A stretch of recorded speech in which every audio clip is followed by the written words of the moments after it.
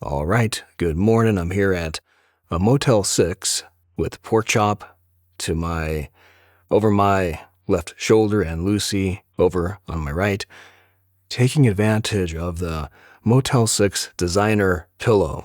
Because that's, some people live low class and some people fly high class, first class, which is, what I do. I worked hard my whole life to be able to afford a Motel 6 for me and my dogs here and there. And why not? And why not enjoy the finer things in life, like this strong and delicious and not even close to lukewarm coffee that they serve here. It's ridiculous. I feel like I'm in Italy. I forget everything. Forget Milan, forget Venice, forget Siena or Rome. You're in Scottsboro, Alabama, and you're living life the way you should be. All bullshit aside, I'm not feeling good today. I feel good about being in the South. I feel good about escaping the desert. I feel good about being here. Bank account is dwindling fast. It's like an hourglass, but it's like on crack. It's just sucking me dry. Sucking that money out. But you know what? Got to make more anyway. So why not just rip the Band-Aid off, shoot your wad, and then get a place and start over. I really miss the booth today.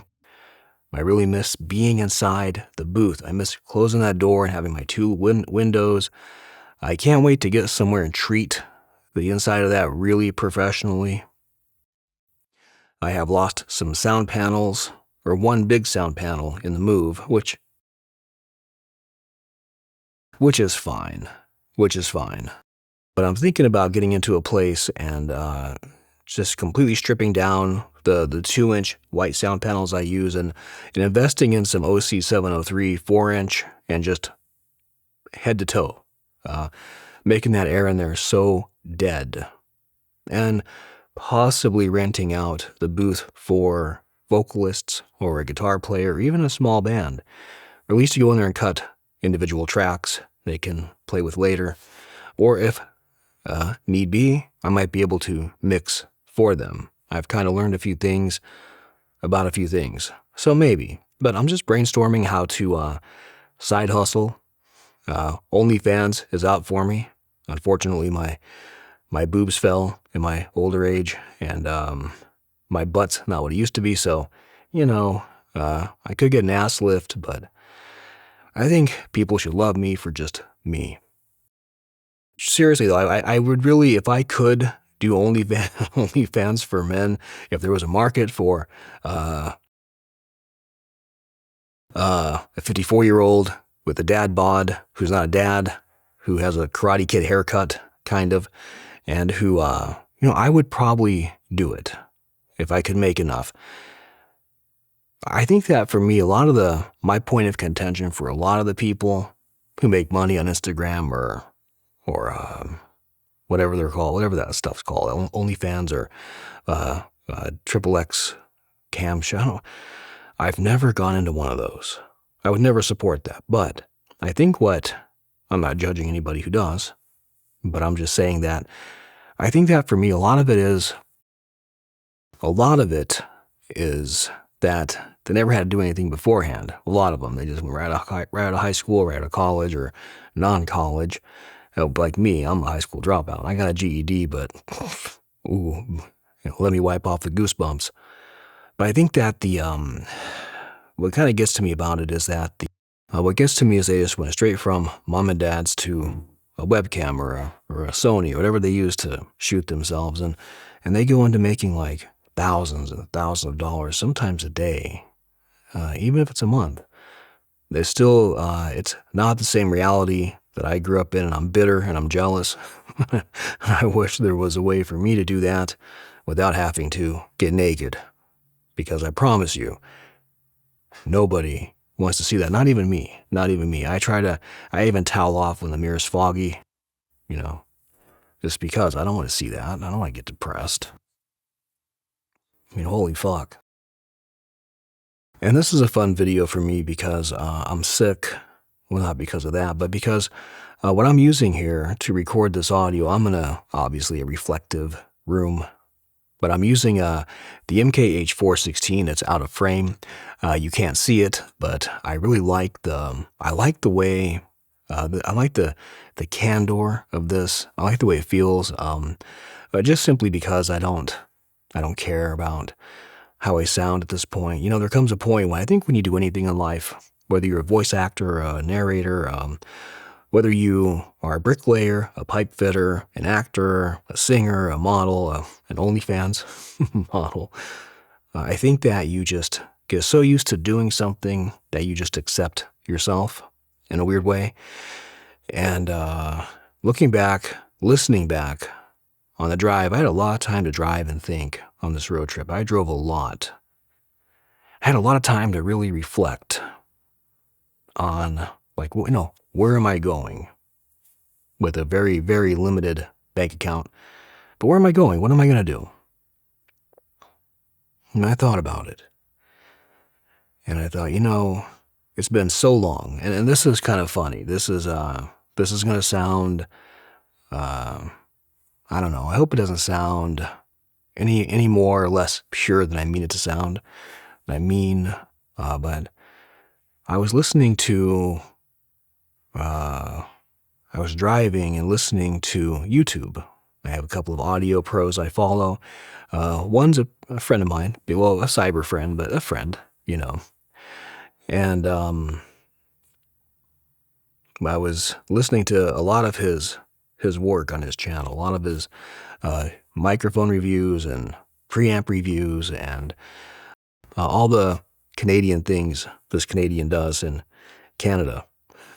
So, but I was listening, and then YouTube will then just shuffle in a video, and typically when I don't have, I'll just pick up whatever the algorithm does. And I have a couple of, almost all my videos on the Jeff Stewart author channel are private or unlisted, but I can hear them because I have the links and I've played them before. So, but there might be 4 or 5 videos that are public on this channel, but I started a channel called Pros Radio for my old job. I think I'm going to take that over and just commandeer that and make it something, because I have a built-in audience of like 515 people. I never bought followers or any of that. And is that unethical? No, I built it. You know, fuck them. But I thought about changing the name or keeping the name, but maybe going on Fiverr, or maybe taking the time to learn myself to design a really cool, like, animated intro, like music, you know. I thought about keeping Jeff Stewart author for it, but I don't know if I really want. I mean, a lot of my friends who have successful YouTube channels, which is a road I'm looking down or looking up at this point, I like to make some money on that. I think that what I want to do is a narration channel where I not just my own bullshit or anybody else's. I know, well, there's stuff too. My own writing is what I mean. But like a channel where, like, maybe call it like, I would say lit chat, but that sounds too morning cup of coffee bullshit. I was thinking like, you know, something like the greats, something like, I don't know, reading the greats, reading giants. No, that might sound too, I don't know, foo-foo. Something to do with narration, like narration station or words in narration, or a cool channel name to really, because I'd really like to crack open a book by Jeffers, read it, or a book, or old Hemingway, or a Nabokov short story, or even somebody contemporary. Read part of a novel that touches people, have requests come in, and have guest narrators, I guess. I mean, but I think something to really highlight, and maybe even go a step further, like have dramatic reads of, like, you know, really shitty articles. I mean, just something that where, like, noiration type of shit, you know, something cool, but some kind of channel where you just read and you talk about it. And I think there's a market for that. I really do. I think there's a market for literature these days. I think there's a market for doing something not so bombastic and smash cuts and radical close-ups and pull-aways and radical this and that. And I mean, just something really kind of like a hot cup of hot chocolate without the redundancy in that statement. Can I get a cold glass of cold beer? Sounds kind of good right now, actually. So I've been back to the YouTube in the car. I was driving, and so what shuffled in was on this channel, which is a private video, is Unlisted. I read from the first book that made me want to be a writer. It was called The Outsiders. Well, you know what it is. But I found it, and I read it in a big open room, just gross reflections, a bunch of software it doesn't sound very good. Sorry, I'm looking at my waveform. It's loud, by the way, here. I'm in Scottsboro, Alabama right now, and it's reflective. There's nothing on these surfaces to absorb anything. The boom mic might help. I might sound thin. I might sound a little distant. Lots of room noise today. But I'm not wearing headphones on purpose because I don't want to obsess with anything. So, but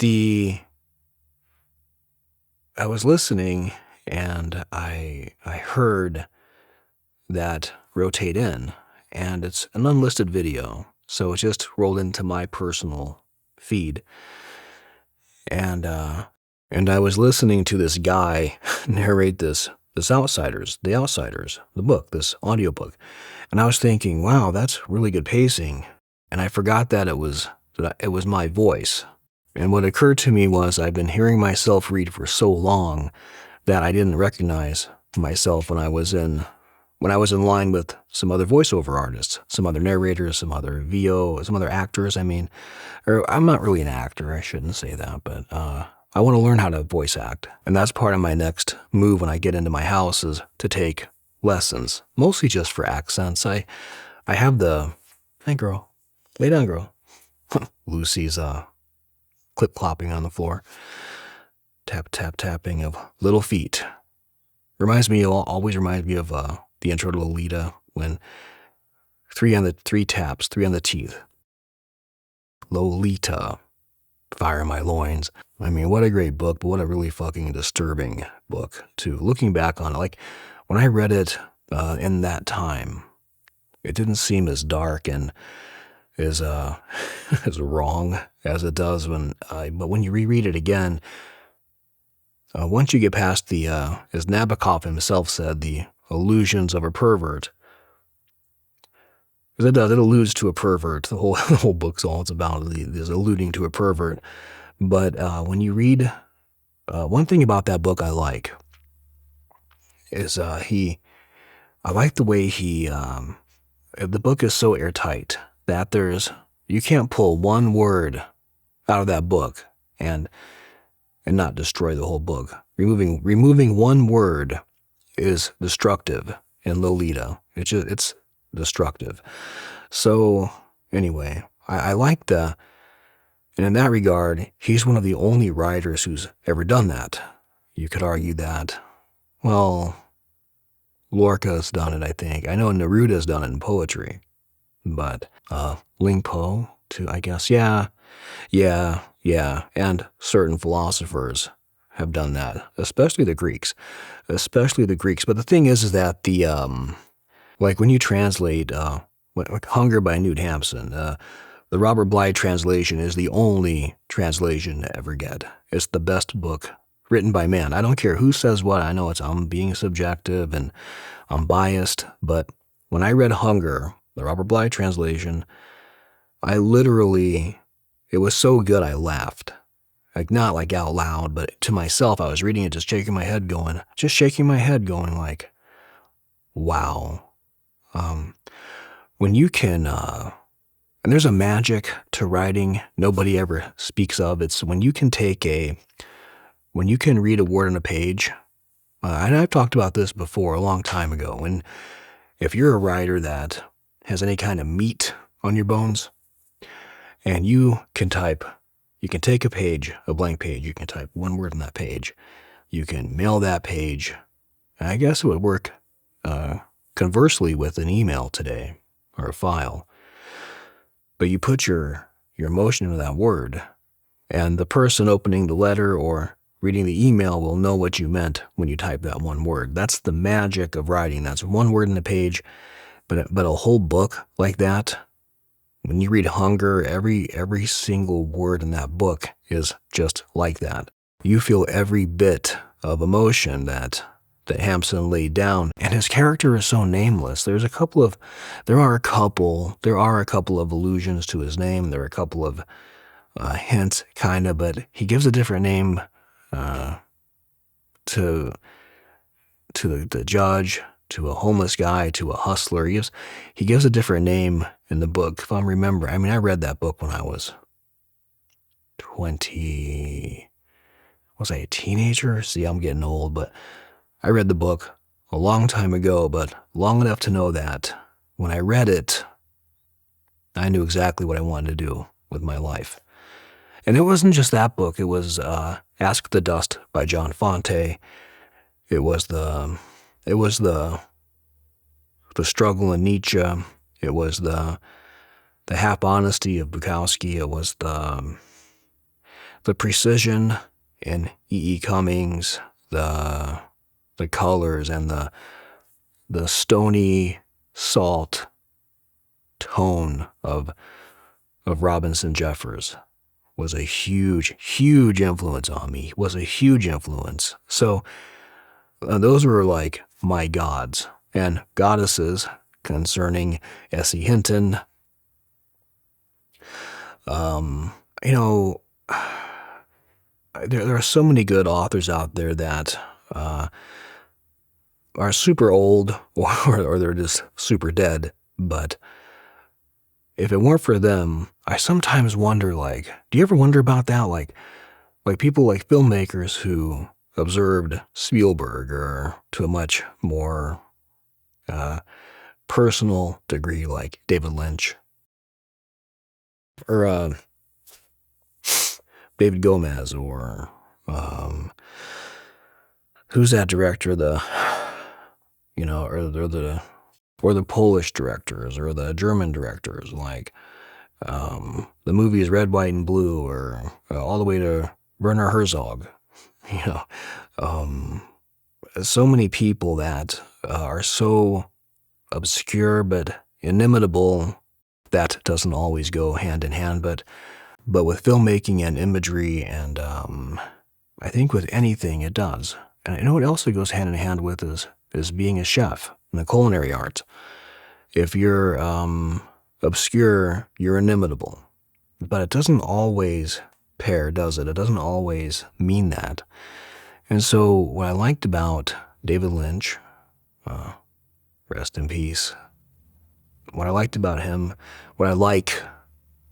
him is he was obscure, inimitable, but also nobody will ever do it better than what he did with that box of clay, that canvas. Nobody will ever touch his, and I liked him because he was so down to earth and so kind of Midwesty, but he was also this twisted genius mind of intricate compulsion and exact nature of exactly what he wanted to see. And that inspired me very young. When I didn't know, when I watched The Elephant Man as a boy, I didn't know you don't really pay attention to directors. Like, I didn't pay attention to a lot of things. You just know what you like. When I watched The Elephant Man, Elephant Man was what a fucking cool movie. But when I watched it, and that scene where he's smoking the cigarette and he's just all fucked up, and he's well dressed, and he's like talking to himself, like almost a transatlantic or a sophisticated British kind of bend in his accent, having a cigarette.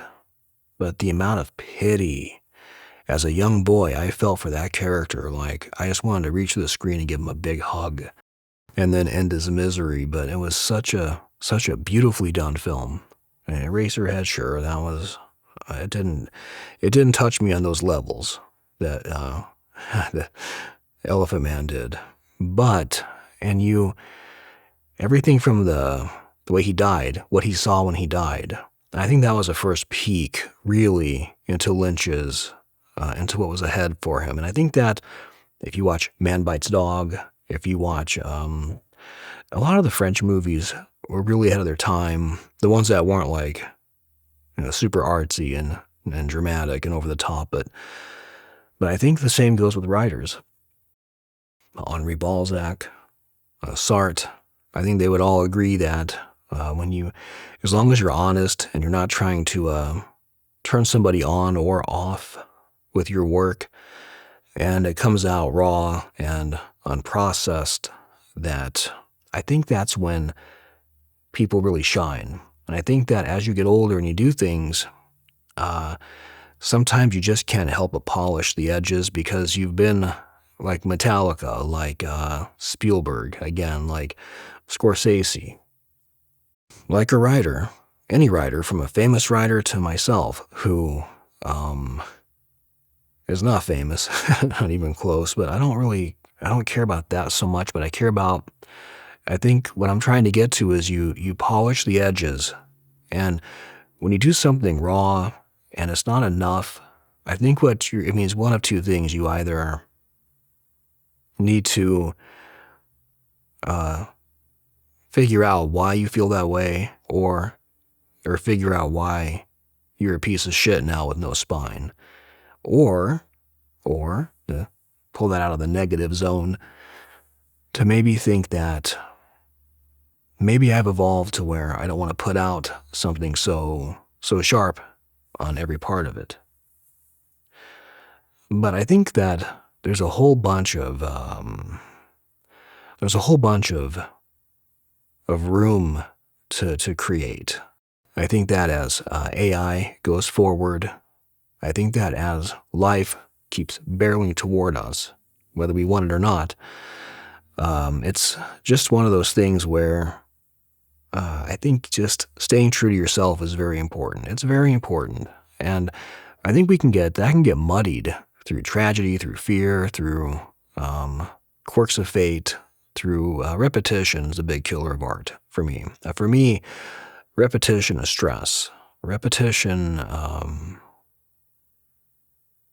I think that is the enemy of an artist. And I don't mean repetition as far as creating every day, because that doesn't count. That's only repetition in the rawest, most technical, definitive aspect of that word. But I was reading a book I was in a pinch at one time, and I was reading a book by Stephen King, because and I'm not trying to say I didn't like him. I read a lot of his stuff growing up. It was a nice contrast to like Moby Dick or Immanuel Kant, who I really kind of found boring, just to be completely honest about it. I hate to say that, because who the fuck am I? But Kant bored the shit out of me, and I tried to read him a lot. But when I was reading King, he said something, it was an intro to one of his short stories. It was later in life when I read this. It was called Everything's Eventual. And I remember he said, he was talking about a story about this couple. If I'm remembering it the right way, was it Willa, that story? I forget, but they were going to a train station. You realize that they were dead, and there was their ghost, and it was going through the same thing over and over, and the alive people I think the people that were alive were dealing with their ghosts, or I forget, I forget, but the point is, when he introed that, he said, somebody once said hell is other people. I think hell is repetition. And I really understood what somebody like him meant, who compulsively repeats his habits. But, it's like if you eat every day, right? And you have the same mechanisms when you eat, but you eat different things if you want a variety. And because you want a variety in life. And I think that part of what drove me away from the West and what drives me east. What drives me east, what drives me to keep creating, and what drives me to keep searching for the right place is I saw I have so many friends now who are getting on, like me, I'm 54, but they're getting on. They're getting on, they're getting scared, they're getting fragile, they're losing, they've lost the edge. And it's easy to do. Stress is a motherfucker. Stress will kill you. Stress will eat you alive, inside out. And so what I'm trying to do is take a more, I don't know, more mellow approach to everything because I have to get back behind the machine. That's all I'm going to say about that. I have to get back to writing. That's all I'm going to say about it. And I have to get back to the booth and the microphone I have to get back to being able to afford the gear I want. I have to get back to being able to create without mercy, but with the grace of knowing that I'm creating again. And that's a huge thing for people. So anyway, I'm gonna get some real coffee. There's a Publix right across the highway. I'm gonna grab a coffee. I'm going to grab some healthy food. On the road, I've been doing this. I've been eating a very strict diet. And in Texas, I had a couple of shots of whiskey with my niece's husband, Greg. Really, really cool guy. Cowboy, like literally a cowboy. Makes his own leather, makes his own spur holder, whatever they're called, and chaps and gear and blah, blah, blah.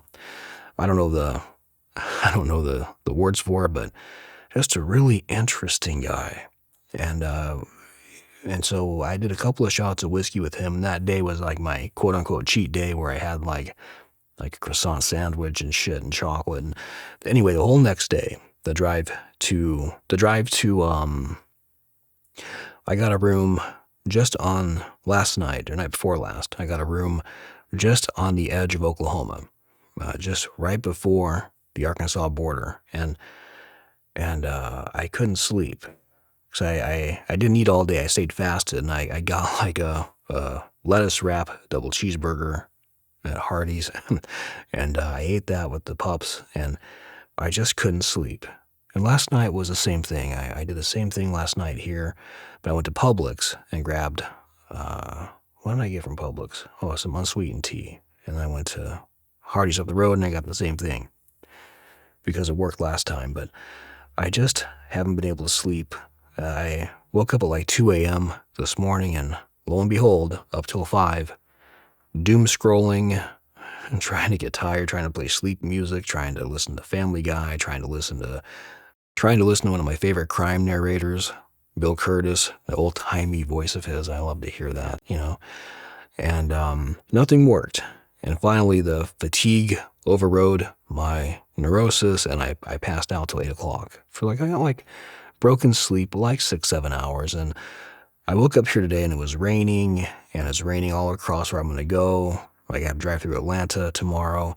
And the town I want to go see is raining right now. I don't want to go into a town for the first time where I may live. I don't want it to be rainy.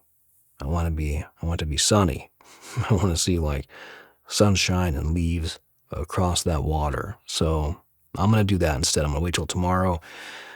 It's expensive to live in a hotel, or a motel in this case. But you know what? I don't mind. I'm going to sort it out and keep cracking on, as the British say. So, I'm really sick. I don't know if I'm really sick. My throat hurts, but I think I've had 2 days now of no sleep or close enough. 2 days of asphalt fatigue, white lines in the highway. And, I don't know, a lot of introspection, a lot of introspection, a lot of self-reflection, a lot of thoughts on life. And, third act, what am I going to do? So all this is heavy and light on my mind, and I feel good about right now, this moment, but I need coffee. I'm going to close this out. I might not even listen to this. I might just blindly edit it, going by sight and spectral, and just load it. Fuck it. All right. I will talk to you when I talk to you again, and as always, take good care.